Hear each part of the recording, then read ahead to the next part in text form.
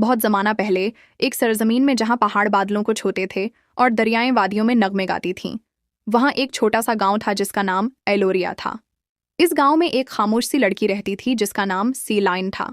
वो अपनी खूबसूरत बुनाई के लिए मशहूर थी।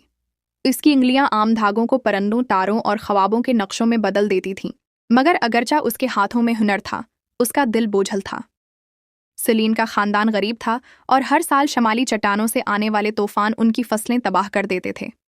हवा दरिंदे की तरह गरजती, छतें उड़ा देती और दरख्त तोड़ देती थी। एक रात जब एक और तूफान गुजर चुका था, सलीन अपनी खिड़की के पास बैठी, अपना टूटा हुआ करघा लूम थामे बैठी थी। उसने आहिस्ता से कहा, काश मैं कुछ ऐसा बुन सकती जो हुआ को प्रसकून कर दे। अचानक एक नरम सी आवाज सुनाई दी, शायद तुम बुन सकती हो। हवा में एक हल्की सी चमक फैली और उसके सामने एक बूढ़ी औरत नमूदार हुई जिसने चांदनी जैसा चमकता हुआ चादर ओढ़ा हुआ था। उसके बालों में चांद की चमक थी और आंखों में बारिश के कतरों जैसी रोशनी। आप कौन हैं? सलीन ने हैरान होकर पूछा। बूढ़ी औरत मुस्कुराई, मैं हुआ की नगहबान हूँ। तूफान इसलिए बिफरे हुए हैं क्योंकि अब कोई उनसे बात नहीं करता। पहले लोग हुआ से गाते थे, उसे मौसीकी और बुनाई में शामिल करते थे, मगर अब सब भूल गए हैं। अगर तुम हिम्मत रखती हो तो मैं तुम्हें सिखा सकती हूँ कि हुआ को दोबारा बुनना कैसे है। सलीन की आंखों में चमक आ गई। मुझे सिखाएं, मेहरबानी करके। बूढ़ी औरत ने मुस्कुराकर उसके करघे को छुआ। लम्हे भर में टूटा हुआ लकड़ी का ढांचा दरस्त हो गया और आम धागों की जगह रोशनी के धागे नमूदार हो गए। हर रंग एक हुआ को संभालता है, उसने कहा। नीला रंग समंदरी हुआ का है, सफेद पहाड़ी हुआ का, सुनहरी सुबह की सांस का और सियाह रंग तूफानों का। मगर याद रखो, गुस्से में कभी मत बुनो क्योंकि हुआ दिल के एहसासात को सुन लेती है। सलीन ने दिन रात मशक की। शुरू में उसके कपड़े नरम झोंकों की तरह लहराते, परिंदे उसकी खिड़की के पास घोंसला बनाने लगे और फजा में खुशबू फैल गई। मगर एक दोपहर तूफान फिर से आया और उसका नया बुना हुआ कपड़ा चीर कर रख दिया। सलीन की आंखों में आंसू भर आए। गुस्से और मायूसी में वो चलाई, तुम कभी नहीं रुकोगे? और कांपते हाथों से बुनने लगी। इसके धागे गुस्से और खौफ से मरने लगे।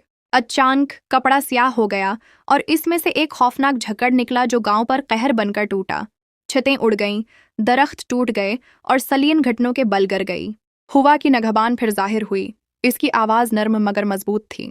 हवा वही बुनाई करती है जो तुम्हारे दिल में होती है। तुमने अपना गुस्सा बुना और हवा ने उसे सुना। सलीन रोने लगी।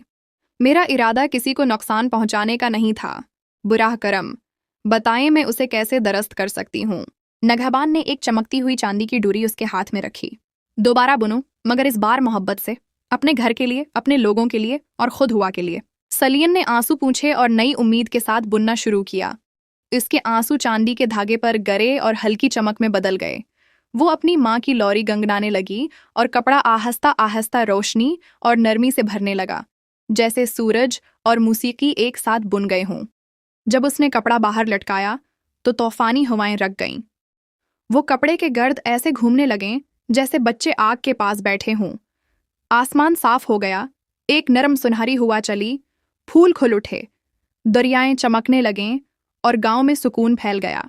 लोग हैरान होकर सलीन के घर के गर्द जमा हुए, इस हवा के पर्दे को देखने जिसने फजा को बदल दिया था। इस दिन के बाद एलोरिया में चलने वाली हर हुआ नर्म और खुशगवार थी, जैसे वो उस लड़की को याद कर रही हो जिसने उसे मोहब्बत से बुना था। कहते हैं, आज भी जब हल्की सी हुआ तुम्हारे गालों को छूती है तो वो सलीन के गीत की सरगोशी करती है। कहानी का सबक, हमारे जज्बात दुनिया को मुतासिर करते हैं। जब हम मोहब्बत, सब्र और नरमी के साथ अमल करते हैं तो सबसे सख्त तूफान भी एक खुशगवार हुआ बन सकता है।